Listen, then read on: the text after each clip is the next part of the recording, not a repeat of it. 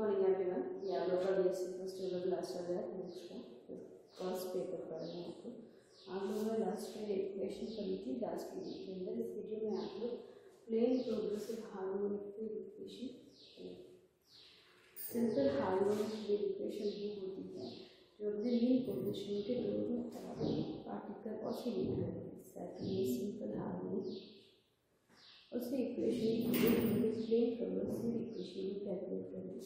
हमें मानते हैं सिंपल वेव है, अगर सिंपल वेव को प्रोग्रेट करती है तो उसकी इक्वेशन होती है y equals to sine omega, जहाँ पर आपका ए जो है वो एम्पलीट्यूड है and omega is period and आपकी फ्रीक्वेंसी ऑफ ऑसिलेशन को रिप्रेजेंट करती है। इस इक्वेशन में हम दो कंडीशन लेके चलते हैं कि जब पार्टिकल आइदर पॉजिटिव डायरेक्शन में आइदर नेगेटिव डायरेक्शन, अगर पॉजिटिव डायरेक्शन में मूव करता है यानी कि किसी भी वाले सिस्टम में अगर x डिस्टेंस कवर करता है तो इसका टाइम भी x बाय v है। तो सिंपल हार्मोनिक ऑसिलेशन में जिस डायरेक्शन में पार्टिकल मूव करता है उसी डायरेक्शन में अगर वेव से प्रोपगेट कर रही है तो टाइम जो होता है कम लगता है। सो अपोजिट डायरेक्शन सेम डायरेक्शन में इसी यहाँ पर हम लोग सब्सट्रैक्ट कर देते हैं। तो इक्वेशन बन जाती है y is equals to a sin omega t minus x upon, अगर यही पार्टिकल अगर अपोजिट डायरेक्शन में मूव करता है, अपोजिट डायरेक्शन में मूव करने के लिए हम लोग p minus x upon equation को रिप्रेजेंट। इसी इक्वेशन का अगर मैं यूज करूँ और इसी इक्वेशन के लिए टाइम पीरियड रिप्रेजेंट करें, अगर t will be the time period है and f will be the frequency है, तो दोनों के बीच में रिलेशन टाइप करना है।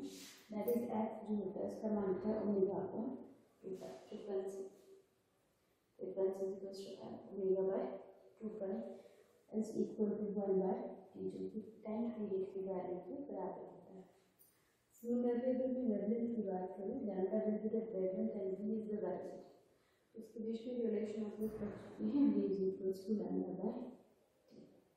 तो इसको अगर मैं इस तरफ दे दूँ, क्योंकि f is equals to 1 by t को f से रिप्लेस कर सकते हैं, तो ये पूरी equation v is equals to f lambda के फॉर्म में कर लेते हैं। अब आपका यही 4 और 5 की जो इक्वेशन वैल्यू है, इसी वैल्यू को मैं इक्वेशन नंबर 2 के अंदर पुट करूँ। इक्वेशन नंबर 2 क्या है? a is equals to sine omega t minus x upon v। Omega की जगह मैंने यहाँ पर रख दिया है आपका दैट इज 2 पाई f, और कोई इधर ले जाकर कर सकते हैं। So that will be 2 pi f t minus x upon v, जो कि इसके बराबर हो गया omega is equals to 2 pi f की वैल्यू के बराबर।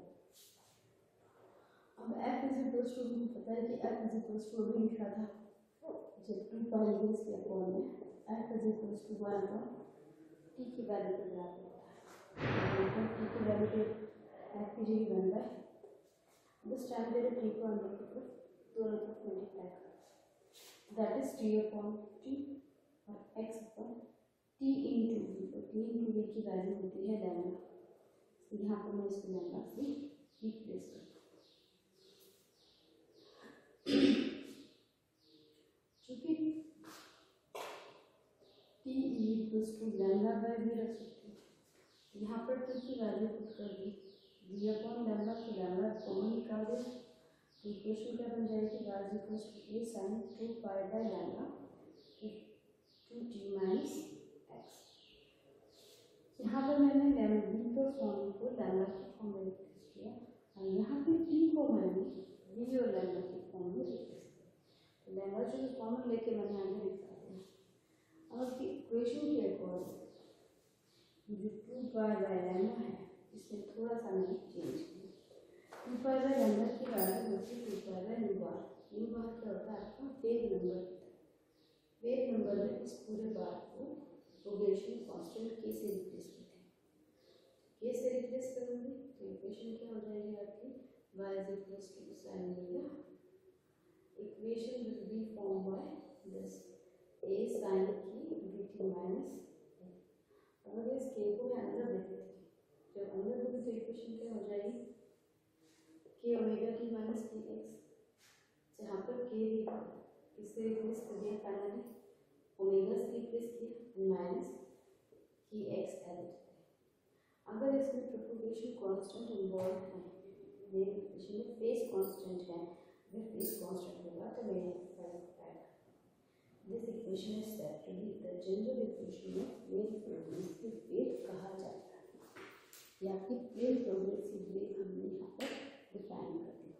अगर सिंपल हार्मोनिक वेव कोई पार्टिकल सिंपल हार्मोनिक मोशन करता है तो उससे प्रोपोगेटेड वेव जो होगी वो प्लेन प्रोग्रेसिव वेव कहलाएगी, जिसको यहाँ पर हमने इक्वेशन के फॉर्म से रिप्लेस किया, रिप्रेजेंट किया, सॉरी नॉट रिप्लेस किया, रिप्रेजेंट किया।